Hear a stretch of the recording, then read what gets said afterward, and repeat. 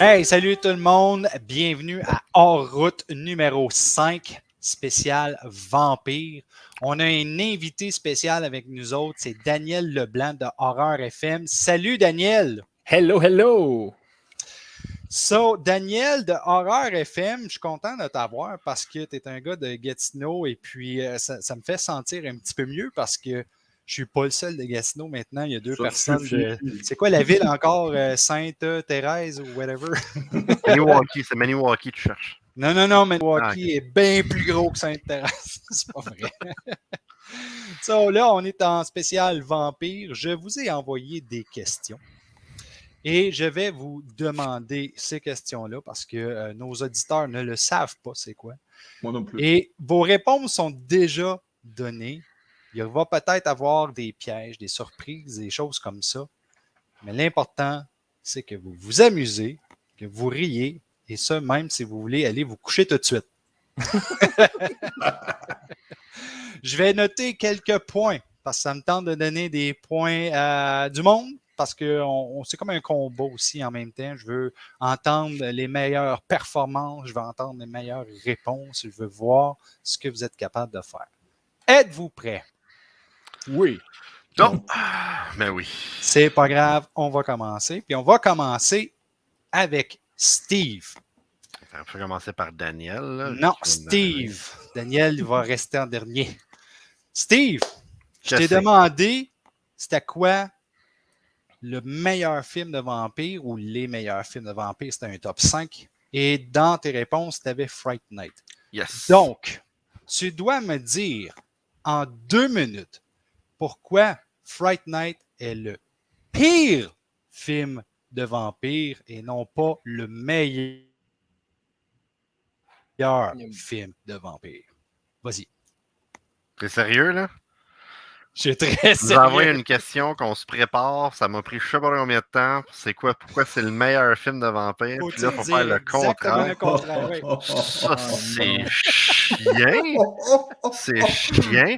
Ben, premièrement, là, Fright Night, c'est pas un. Pour moi, c'est même pas un film, c'est une émission de TV avec un vieux acteur déchu, poche, qui a rien fait dans la vie.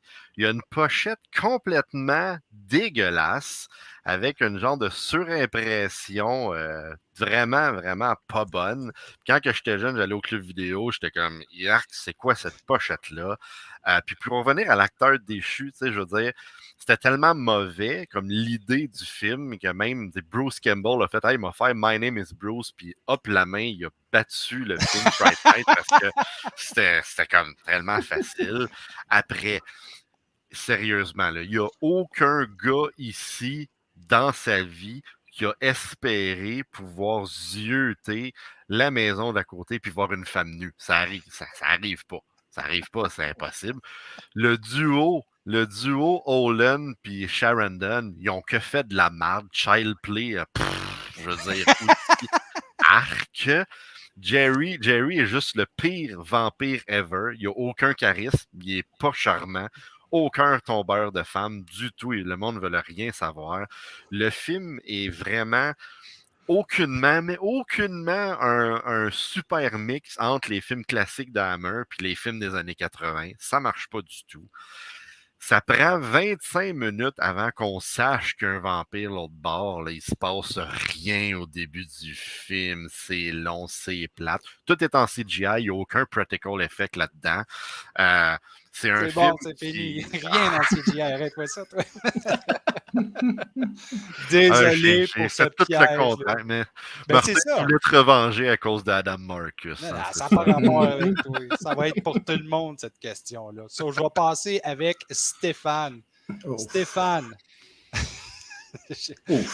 dans tes choix, tu m'as donné Near Dark comme étant le meilleur film de vampire. So, évidemment, en 2 minutes, tu vas devoir me dire pourquoi Near Dark est le pire film de vampire qui existe. Go! Ben, c'est simple dès le départ, tu sens une ambiance particulière, très western, donc c'est un mauvais western. Et franchement, tu vois tous les personnages. Alors il y a un gars en plus dedans particulier, c'est Lance Henriksen, qui est particulièrement mauvais, comme tous les films qu'il a fait d'ailleurs. C'est une horreur. Et en plus, là, ce personnage, il appuie, il surjoue avec des tenues vraiment sales.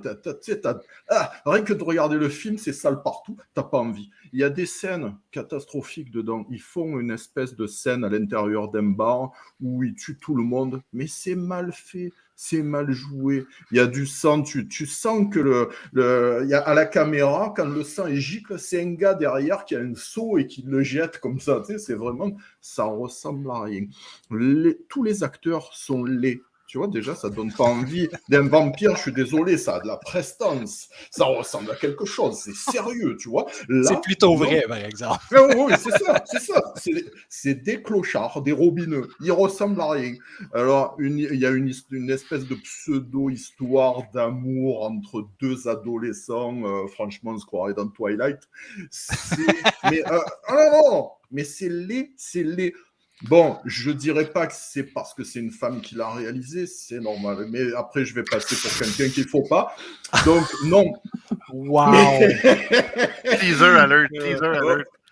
Donc, tout ça pour dire que c'est un espèce de western spaghetti raté, complètement, avec des vampires qui ont des crocs limés, tu vois. Ils servent plus à rien. Ils sont ridicules, ils font même pas peur en plus. C'est ça, tu n'as aucun, même pas un petit jumpscare histoire de nous lancer un peu l'action. Là. Bravo. Rien. C'est terminé. Je voudrais juste mentionner aux auditeurs que Stéphane a dit complètement le contraire de ce qu'il fallait qu'il dise. Donc, que c'est vraiment une bonne affaire pour les femmes. C'est pas du tout ce que je voulais dire. Je tiens à le préciser.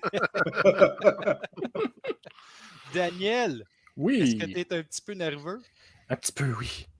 Pas grave, tu vas bien t'en sortir. Ah, je sais. Je suis pas inquiet. Dans tes films de vampires favoris, tu m'as lancé évidemment The Lost Boys, qui effectivement est très bon. Mais malheureusement, tu dois me dire en 2 minutes pourquoi que The Lost Boys est le pire film de vampires ever. Go. Tout simplement parce que, premièrement, s'appeler The Lost Boys, c'est quétaine en maudit. C'est basé sur Peter Pan. Il n'y a personne qui écoute Peter Pan. Tout le monde s'en fout. Après ça, tu as les 2 Corey dedans qui sont les pires acteurs ever. Il y a voyons comment il s'appelle là. Kiefer Sutherland. Merci, Kiefer Sutherland qui est définitivement son pire rôle de sa carrière. Un style canadien de marde, là. Ce rôle-là, c'est n'a rien à envier à son rôle dans Pompéi, qui était, ma foi, un chef-d'œuvre. Sinon, c'est une histoire très enfantine. Justement, ça s'appelle The Lost Boys. Donc, on suit des enfants. Les enfants, c'est quoi? Les enfants, c'est stupide. Ben, ces enfants-là aussi sont stupides. Donc, on s'en fout éperdument. On les déteste. Puis, il n'y a pas un chien dans le film, un moment donné? Oui, même le chien, on ne l'aime pas. Puis, là, je ne veux pas nécessairement aller dans les spoilers, mais le reveal de qui est le maître des vampires, on s'y attend comme ça se peut pas. Puis, c'est vrai, on s'attendait vraiment pas que ça soit le grand-père. Ouais. Puis, que c'est d'autre qu'il y a de pire dans ce film-là?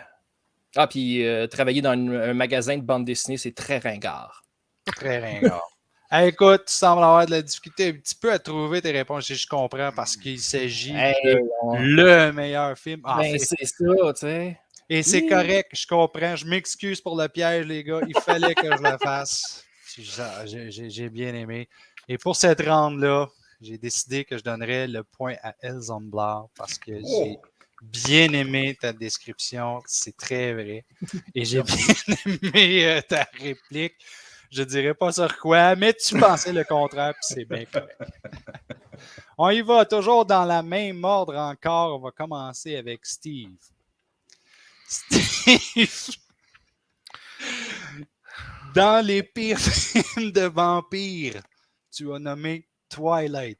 Ouais, je t'avoue. Tu dois me dire en 2 minutes pourquoi Twilight est le meilleur film de vampire? Oh, le chien.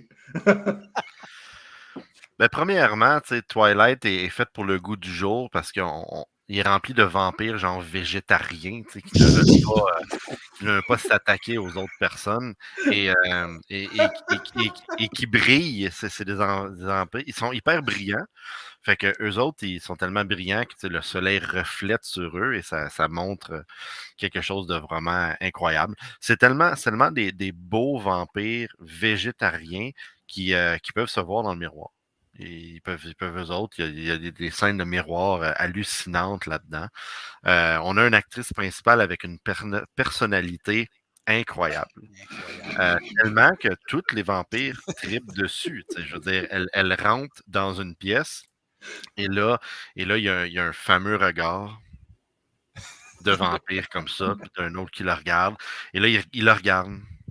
Puis là, elle est comme ça. Parce qu'elle a toujours un petit peu la bouche ouverte parce que elle adore.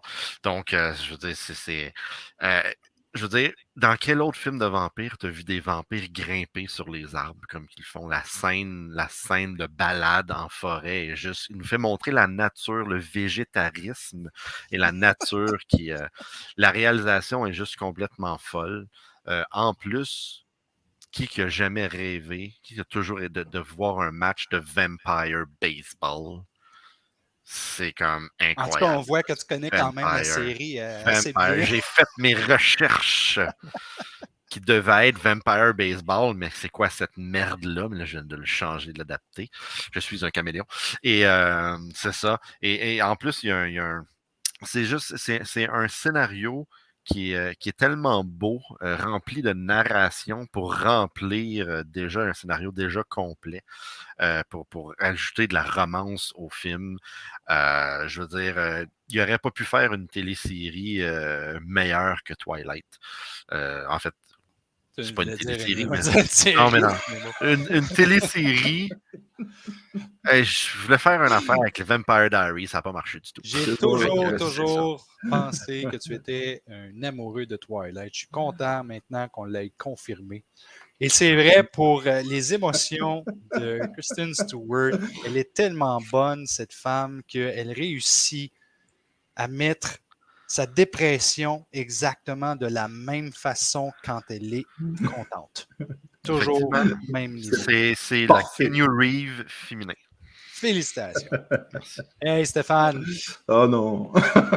Il fallait que je choisisse ce film-là en plus. Oh non. Dans tes choix des films de vampires les plus pires, mais je me suis endormi pendant le film en plus. Ben oui, mais là, c'est pas mon problème. T'as choisi Martin de George Romero. Et on l'écoute ensemble. En 2 minutes. Tu me dises pourquoi. Steve, il refait à côté de moi même. Je peux même pas t'aider. Pourquoi que Martin est le meilleur film de vampire à vie? Go! Déjà, c'est simple. On a George Romero. Quand il s'attaque à un sujet, on l'a vu avec les zombies, que des chefs-d'œuvre. Donc, il s'attaque au sujet vampirique. Et qu'est-ce qu'il pond? Un chef-d'œuvre, c'est évident. Personnage complètement hallucinant, filmé au plus près de lui-même pour qu'on puisse rentrer dans ses émotions au maximum. Et ça nous fait vraiment nous sentir nous-mêmes, quelque part, vampires. C'est totalement incroyable. Romero, là, sur ce jeu-là, il a été fou. Alors, en parlant de jeu, l'acteur, c'est de l'acteur studio. Sérieusement, le gars, je sais pas, il a dû croiser un véritable vampire dans la vie parce qu'il s'en est inspiré totalement. Et quand on le regarde, on a beau parler des grands vampires, la Bela Lugosi, même Lestat, etc., qui sont soi-disant bons, c'est pourri à côté. Lui, c'est parfait. Et puis, du sang dans le film, en veux-tu, en voilà. Ça coule à flot, mais du vrai sang, du beau, du propre. C'est incroyable. C'est incroyable. Tout va très bien. Le scénario, mais alors, Oh, ça flotte. On se croirait. On est en immersion totale dans ce film. C'est de la 3D avant la 3D. C'est fou. Ah, sérieux? Moi, j'y étais dedans. J'étais complètement dedans. J'avais même l'impression d'être à côté de Martin dans le film. Il est souvent sur son lit à se poser des questions, à se remémorer ses événements, etc. J'avais l'impression que c'était à moi qui parlais. J'ai été touché au plus profond de mon être par cette histoire totalement incroyable. Romero, c'est un grand, ça c'est vrai. Mais là, avec Martin, on tape le chef-d'œuvre. On le touche du doigt. Histoire que tu te ne rappelles même plus. Félicitations. Mais sérieux, t'étais passionné et c'était vraiment le fun de te voir. J'avais vraiment l'impression que t'as adoré ce film-là. Il y avait quelqu'un à côté de toi quand tu l'as regardé? Oui, là, il est là. Qu'est-ce qui est arrivé avec lui? On dormait tous les deux. Sérieusement, terrible comme film. C'est emmerdant, là. Je me rappelle de rien. Je me rappelle genre d'un appartement, des murs blancs, puis c'est tout. J'ai aucune idée. Ouais, je dormais dans mon cercueil à côté. Je sais pas Mais si là, vous l'avez vu, vous autres, là, mais... J'ai pas été capable. J'ai pas été capable. J'ai arrêté tout de suite. Daniel, t'as-tu vu ça? Non, pas encore. Non. Bah, passe pas... Crap of the Crap, là. À moins que tu veux pas toucher à Romero, mais... Non, mais il faudrait que tu fasses une autre émission qui s'appelle Crap of the Crap of the Crap. Mais c'est pas un crap qui est le fun à faire un review. Je pense pas. Non, parce que c'est tellement... C'est plate. C'est pas c'est très mal plate. fait. C'est C'est plate. plate. Ah. Mais il y a plein de monde qui aime ça, puis Martin, c'est un beau nom comme titre. So, je vais y aller pareil avec un film de vampire qui est vraiment, vraiment dans les pires films de vampires qui existent. Et c'était la réponse de Daniel, c'est-à-dire Dracula de Dario Argento. Daniel, malheureusement, il faut que tu dises en 2 minutes pourquoi ce chef-d'œuvre de Dario Argento est le meilleur film de vampire. Go! Ben, premièrement, Dario Argento n'a rien réalisé de bon avant ce film-là. C'est son meilleur. C'est son magnum opus. En fait, non, je dirais peut-être même depuis Mother of Tears, là, il est sur une lancée. Il faudrait qu'il continue là-dessus. Puis, non, c'est vraiment un excellent film. Le gars qui joue Dracula, il est super convaincant, il y a de l'émotion, puis on sait que Dario Argento a l'habitude de plugger sa fille dans ses films, et encore une fois, elle est excellente. Si je ne me trompe pas, on la voit dénudée, et contrairement aux autres films de Dario Argento, où on voit sa fille dans son plus petit appareil, c'est pas malaisant cette fois-ci. On y va avec, puis on accepte tout ce que le film nous pitch. Tout fait du sens. Les effets spéciaux CGI sont à rivaliser avec... qu'est-ce qui est sorti récemment qui était vraiment beau, là? La série télé Dune. On va dire, c'est à rivaliser avec Dune. Surtout dans la scène avec la menthe religieuse. Ah. Quand que Dracula se transforme en menthe religieuse, là, on atteint quelque chose, là.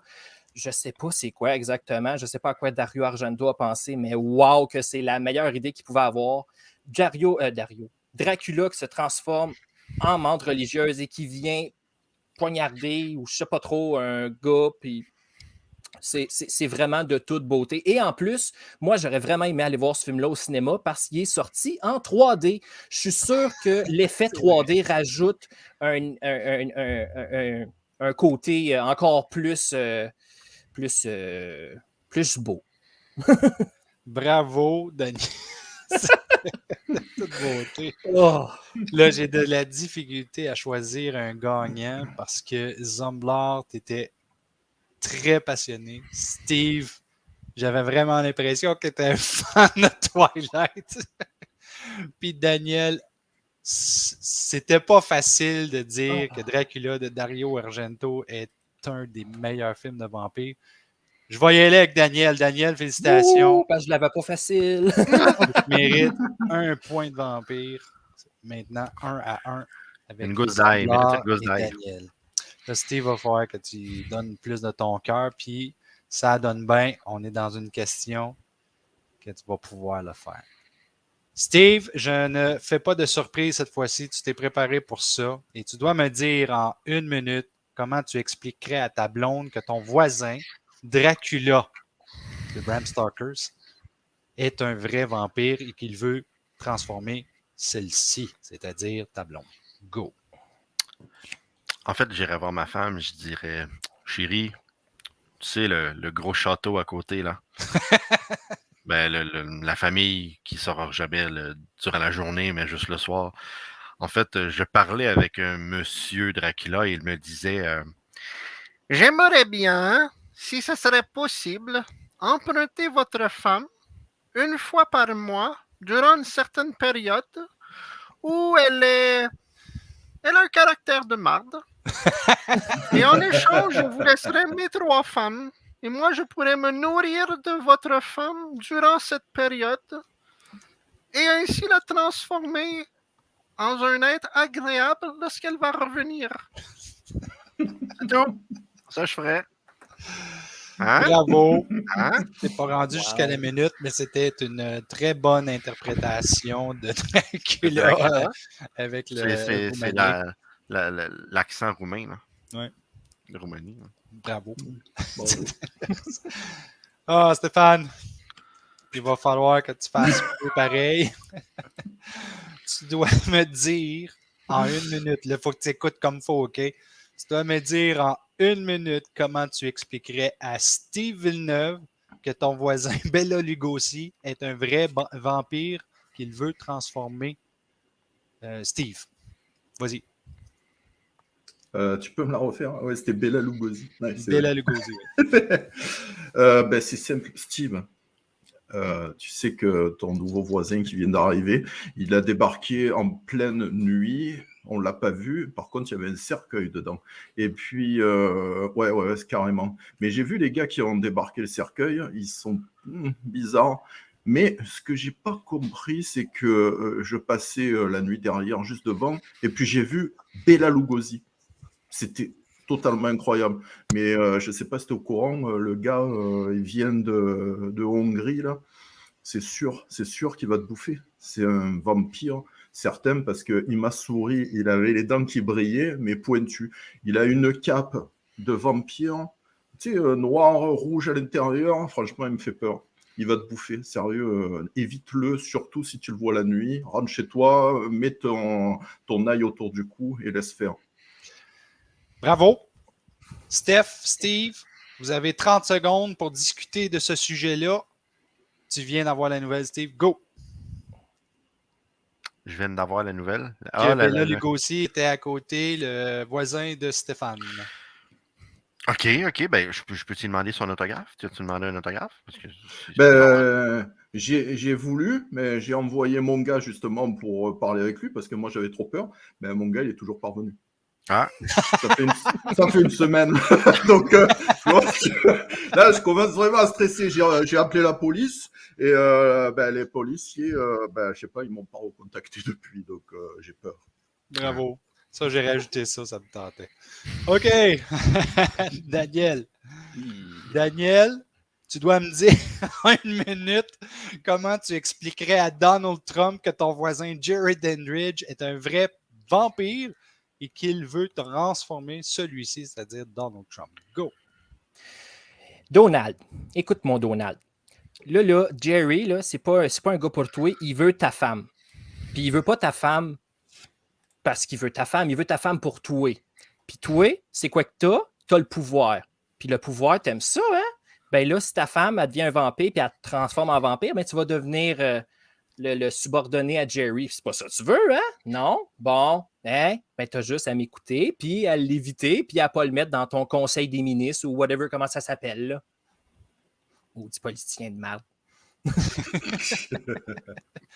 Terminé? Ouais, quelque chose de même, là. OK. Malheureusement, il manquait encore 25 secondes. Puis c'est pas grave.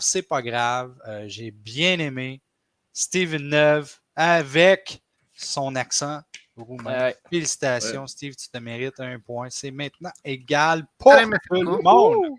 Très merci beaucoup. OK, on y va avec la prochaine question. Steve, j'aime ton choix. Tu dois me dire en 1 minute comment Céline de Underworld réussirait à te séduire. Vas-y. En fait, ce serait pas très, très compliqué parce que Celine de Underworld est une déesse incroyable. Elle aurait juste besoin de s'approcher de moi avec ses beaux grands yeux bleus et son soude de cuir et me dire « Salut mon loup, Salut, mon que, que dirais-tu que je te fasse hurler tellement fort que même les astronautes de Apollo 69 vont entendre ta voix sur la Lune quand ils vont la visiter dans le futur. » C'est tout. Elle aurait juste besoin de me dire ça. Je tomberais complètement sous le charme de Selena. Et écoute, je vais le faire moins qu'1 minute parce que c'était ça mon speech, tu vois. Mais écoute, Voilà. je suis tellement d'accord avec toi, mais les yeux bleus et le saut de cuir feraient l'affaire drette là. Je serais comme, hey, do whatever you want with me. C'est tout. Let's go, let's go. J'aime vos choix, par exemple, parce qu'au cas que les éditeurs ne le savent pas, j'ai demandé qui étaient les vampires les plus sexy dans les films de vampires. Ils m'ont tous nommé des personnes. Il y en a qui ont nommé des personnes exactement la même réponse que les autres. J'ai dû changer la réponse, mais c'est pas grave parce que Stéphane, tu étais un de eux. Et ouais. Je t'ai demandé de changer la Moi, le réponse. soude de cuir. Et tu m'as dit, oui, c'est beau, tu peux le changer pour moi, alors je t'ai choisi une personne, tu vas devoir parler de cette personne. Alors, est-ce que tu es prêt? Ah, ben, écoute, non. Tu dois me dire en 1 minute comment Bella de Twilight pourrait réussir à te séduire.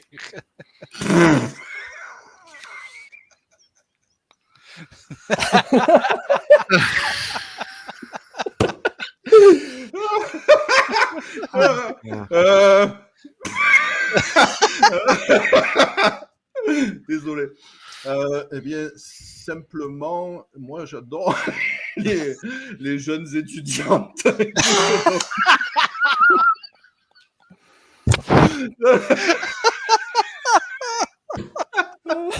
Donc, Fuck.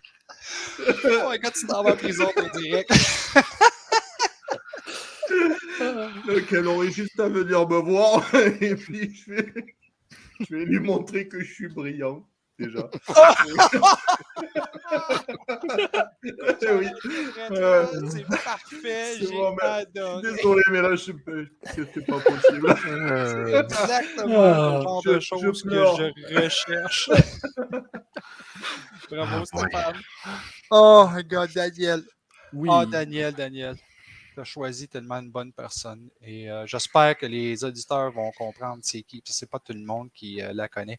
Mais tu dois me dire en 1 minute encore comment que la comtesse Maria Zaleska réussirait à te séduire.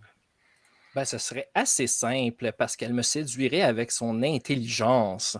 Fait qu'on ferait juste genre aller jaser, elle puis moi. Fait qu'elle aurait juste à.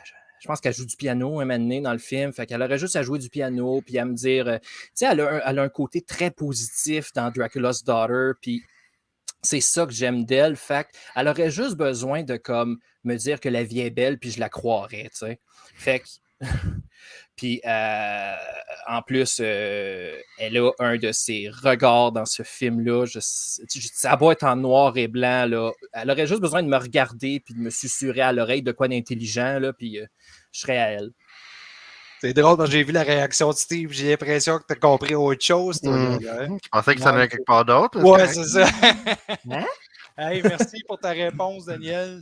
C'est excellent. Puis c'est un bon choix hein, parce que je suis un petit peu surpris pour te dire la vérité parce que quelqu'un comme toi, quel âge que tu as à peu près, toi?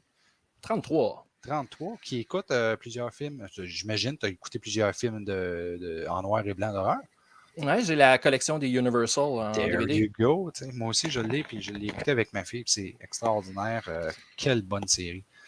Félicitations, Daniel. On y va maintenant avec les autres questions. On va y aller avec Steve.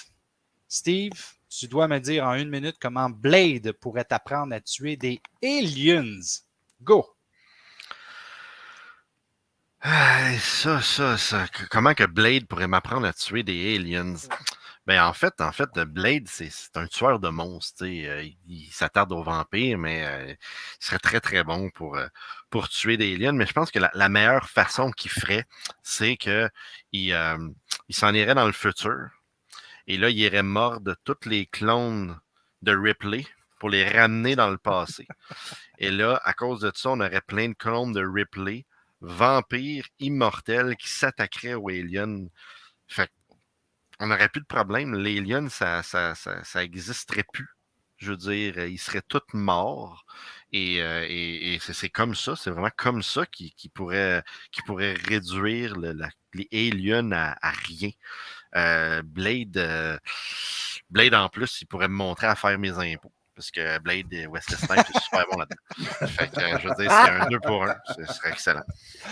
Moi, je voudrais rajouter là-dessus, tu parles de clones, mais si Blade ferait 2 clones de John Wick, je pense que ça serait fait.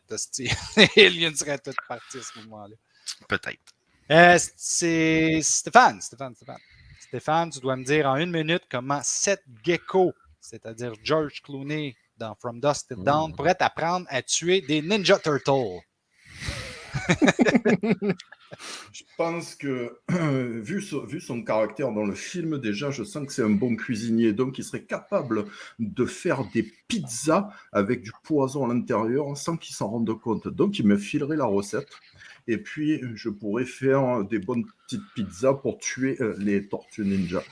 C'est pas terrible, mais ça marcherait franchement super bien. Tu sais, même pas un coup de latte, rien de karaté du tout. Non, la bouffe, c'est ça qui compte. Puis les petites tortues, terminé. Hein? En plus, il ferait de l'argent parce qu'il vendrait la pizza. Carrément. Et on empoisonnerait tout le monde, finalement. Voilà. Ouais. Merci, au revoir, c'est fini. Merci. C'était très bien improvisé. J'aime ça. Nul. Daniel, tu dois me dire en 1 minute comment, ça je l'aime en plus, mais tu as choisi malheureusement Buffy Summers de la télésérie. Et là, ça me brise le cœur parce que j'adore Christy Swanson, même si le film ne vaut pas de la maudite merde. Tu dois me dire en 1 minute comment Buffy pourrait t'apprendre à tuer des Kalinours. Ben, elle me ferait un training comme qu'elle a fait à la fin de la saison 7 pour les apprentis tueuses. Fait qu'elle ferait juste un gros gym, là, les tueuses. Puis j'irais faire du Zumba avec eux autres. Puis, on a dit la Rumba.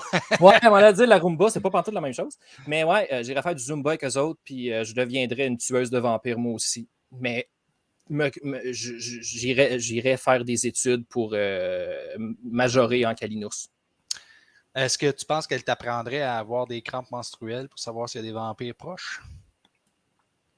Pour ceux qui ne savent pas de quoi que je parle, c'est que dans le film de Buffy de Vampire Slayer, elle sait que les vampires sont proches quand elle a des crampes menstruelles, which... Oh my God. Je m'en souvenais pas de tout ça. Et voilà. Mais c'est pour ça que durant la période du mois, Dracula veut ma femme. C'est ça. Bravo. Par contre, je vais donner le point à Steve parce que Steve était bien préparé et j'ai bien aimé la réponse. Bravo, Steve. 2-1-1. On y va maintenant encore avec Steve. Steve, tu dois me décrire en 1 minute la scène sexy de la mariée de Dracula dans Bram Stoker's avec la voix sensuelle de Barry White. Go. Alors, l'homme se promène dans un couloir, trouve un lit, un très grand lit, un lit blanc. Il se couche et là, une femme, des femmes au sein nu sortent du lit et séduisent notre homme. Elles sont tellement chaudes qu'elles font fondre la croix sur notre homme.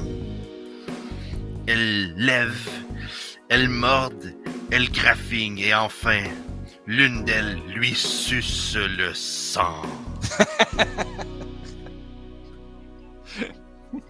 Là, t'es parti sur la musique de Barry White. Pour ceux qui écoutent seulement le podcast, Steve est en train de nous faire une belle petite danse. Là. Non, mais c'est parce que j'écoute du Barry White en même temps. On l'entend même pas, man. Pour de vrai? Ouais, pour vrai. J'étais sûr que vous l'entendiez, j'ai levé le son au bout tellement que je m'entendais plus parler. Non, à Je peine ne l'ai on pas l'entend. entendu. Ah, c'est dommage. C'est Désolé, dommage. mais ce que tu peux faire, par exemple, c'est de le faire. Je en vais la post-prod. rajouter. Ben, c'est ça que je vais faire. Ben oui. Mhm. Félicitations, j'ai bien aimé ta voix. J'étais très focus. Toi, j'écoutais dire l'histoire. J'étais comme, oh my god, là, je me semble que je me taperais de ma femme ce soir. C'est pas... Ça va être dans le teaser. Ça va être dans le teaser de l'émission. Ouais.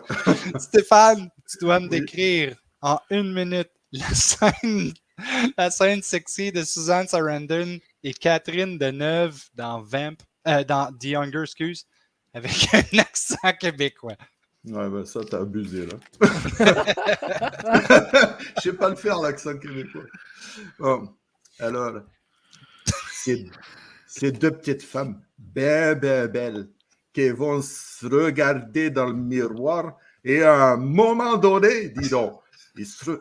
hey, dans le lit, tabarnak! Hey! Qu'est-ce que ça se fait, là, dans le lit? Des petits bisous. Des petits bisous. Alors, je te dis pas, là, il y a des voiles, c'est éthéré. Eh oui, c'est très éthéré. Alors, dis donc, oh, c'est excitant. Oh, c'était quelque chose qui m'a un petit peu énervé. Alors, moi, je veux te dire, Chris, c'était bon.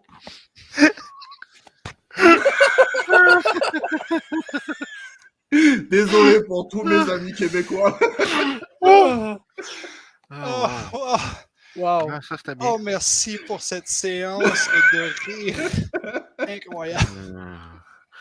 Oh, je m'excuse, Daniel, tu passes après. Ouais, Fait que là, dans le teaser, je vais mettre le bout de Stéphane, puis après, je vais mettre Martin qui fait comme j'ai vraiment le goût de me faire ma femme à soir. Oh, God. Oh, bravo, Steph. C'était vraiment incroyable. Merci. Tu dois, Daniel, me décrire en 1 minute la scène sexy de Salma Hayek dans From Dusk Till Dawn avec une voix aiguë. Alors, Salma Hayek arrive sur le stage, elle a une espèce de grande cape ou je sais pas trop. Puis, mon Dieu, j'ai comme mué. Elle a une grande cape, puis là, elle l'ouvre d'un bord, elle l'ouvre sur l'autre, puis là, oh, il y a un serpent qui apparaît sur elle, puis là, elle se met à danser super sexy avec le serpent sur ses épaules, puis là, c'est super sexy, puis là, mon beau Quentin Tarantino, il a les yeux comme il n'y a pas de lendemain, ça n'a pas d'allure, il est donc bien cochon. Hey! Puis là, elle arrive pas loin de lui, puis elle crisse son pied dans la gueule, puis elle verse de l'alcool, elle se verse de l'alcool sur sa jambe pour qu'il boit. C'est tellement sexy, j'en reviens pas, je te trempe. Bravo, mais comme vous le Oh, savez, non. il était impossible de battre Stéphane là-dessus. Stéphane, c'était priceless. Tu sonnais comme une Hey, madame merci. de 83 ans, Daniel. Oui, mais oui, mais c'était très drôle, pareil. Là. Oh my God. C'est quoi le point? Là? C'est pas important, c'est pas grave, on passe à autre chose. On va y aller avec Steve encore une fois. C'est la dernière question de l'émission. Après ça, c'est terminé. Désolé. Mais Steve, tu vas me décrire. Vas-y, quoi? ben, c'est la scène. Ah, OK. Steve, tu dois me décrire en 1 minute encore la scène de la mort de Radu dans Subspecies 3 avec le plus d'expression et de gestuels possible. Ça va être drôle, ça. Go! Hey! Et où ma file? Qu'est-ce qui se passe? Quoi? Ah! Mais là, c'est Radu! Radu qui veut absolument avoir son petite affaire de même. Puis là, il veut. Puis quand la fille, elle le lance, oh mon Dieu, qu'est-ce qu'il va faire? comme un homme, il va combattre le soleil. Et le soleil va malheureusement le tuer, le faire enflammer. Et là, ses longues mains, et le soleil, et la fumée, et là, du goudron, et du goudron. Il a mangé de l'asphalte avant. Là. Et là, il prend feu comme une vulgaire branche de bois sec qui n'a pas connu l'eau. On se croirait en Australie. Là, brûle. Et là, il va dire, je dois sauter. Et là, le pieu dans la tête. Et voilà. Wow. Wow. Quelle scène incroyable. Après un petit peu de camp avec des marshmallows. C'est un grand manger là-dessus. C'est merveilleux. J'ai aimé les émotions. J'aime à quel point tu es un passionné de la mort de Radu dans Subspecies 3. Ouais, The mais là, Full c'est de la Moon. triche. C'est de la triche. Le gars, il s'est foutu l'extrait. Ah, mais là, on parle J'ai de jamais dit préparation. qu'on Hein. n'avait pas le droit. Ouais. Malheureusement, Stéphane, tu vas devoir te débiner avec une description en 1 minute de la scène gore de Billy, le serviteur de Jerry Dandridge dans Fright Night, avec le plus d'expressions et de gestuels possible. Tu as 1 minute. Vas-y. Nos deux héros, en haut des escaliers, prêts à tuer le grand Jerry. Et là, c'est incroyable. Jerry arrive, mais juste avant, son grand capitaine, Billy, arrive pour les arrêter. Mais là, il se retourne, un coup de pistolet, une balle directe dans la tête. Billy tombe. Hop, c'est fini. Jerry arrive, mais ils arrivent à le faire fuir. Et d'un coup, Billy se relève et vient les attaquer directement en haut des escaliers. C'est terrible! Il le retire dessus, mais dans les fumées incroyables. Non, il n'y arrive pas. Ils vont pour mourir tous les deux. Sauf que là, heureusement, le héros principal, un bout de bois, il le plante directement dans son cœur. Et là, là, c'est incroyable. Billy se met à lever sa main. Regarde, qu'est-ce qui se passe? Et il se met à fondre, littéralement. C'est ignoble, c'est dégoûtant, c'est fantastique.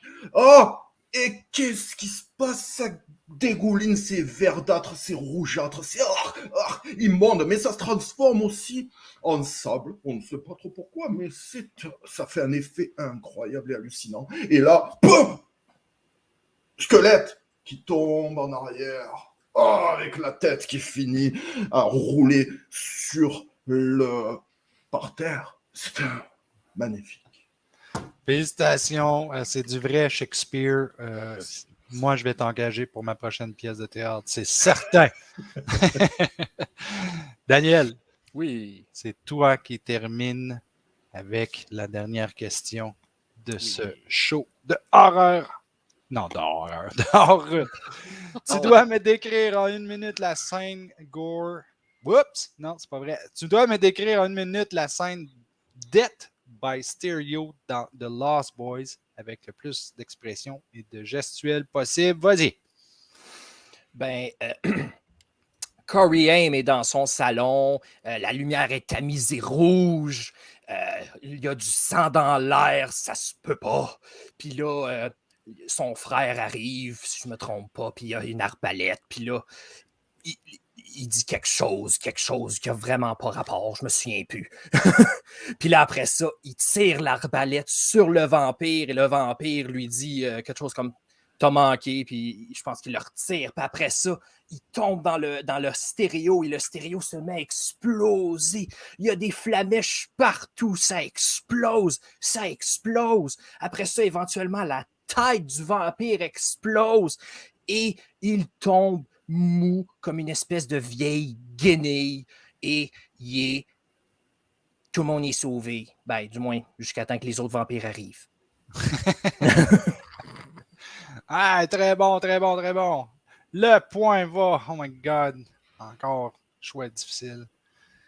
Mais, pour son côté préparé, Steve, félicitations, parce que ça méritait. Avec des images, ça va vraiment bien. Même si le triche comme Stéphane dit. Félicitations, les gars, le grand gagnant. Steve, mais vous êtes tous des gagnants pour moi. J'ai bien aimé faire le show avec vous autres. J'espère que vous avez aimé ça. Oui. Et ça, c'est la clôture de En route numéro 5.